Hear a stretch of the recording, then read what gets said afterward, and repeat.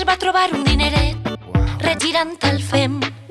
Anava cantant molt content una cançoneta de camí a cal rei. Vaig a casar-me amb la filla del rei, vull ser més ric que no ell.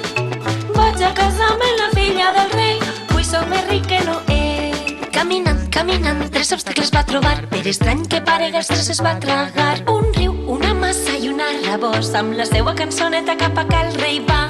Vaig a casar-me amb la filla del rei, vull ser més ric que no ell. Vaig a casar-me amb la filla del rei, vull ser més ric que no ell. En arribar el pollastre al castell, el rei que escolta el que canta s'ofèn. Quin mig pollastre vol casar-se amb la filla d'un rei? No ho crec. Guàrdies, tanqueu-lo al corral, ofegueu-lo al celler o cremeu-lo. No va haver forma, no hi havia manera. Per cada càstig el pollastre tenia una treta. Is, rebossa i rebolica el corral, amb el rebombori va poder escapar. Després al celler l'ofegaren a una gerra, va treure una massa i d'un cop la feu verema. Més tard l'intentaren cremar, amb el riu que havia engolit el foc va apagar.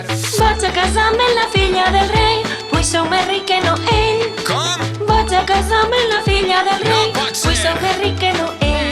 El rei vençut va claudicar, Princesa i pollastre es van casar. Però espereu, perquè la rondalla encara no s'ha acabat. La nit de noces estan abraçadets, la princesa trista carona el pollastret. Què és això? No pot ser! Una agulla d'or clavada duia el bescollet. Tirant, tirant la princesa de l'agulla, el pollastre es transforma en un príncep de repent. gràcies, princesa, per haver-me tret del meu embruixament. Ja m'he casat amb la filla del rei, mai més seré un pollastre. I és que una bruixa molt malhumorada l'havia condemnat a ser un pollastret fins que el príncep no es casara amb la princesa, la filla del rei. I ara sí que s'acaba la rondalla del nostre amic el mig pollastret. I els dos van viure amb felicitat, com pertoca a persones principesques i sobretot de bon cor.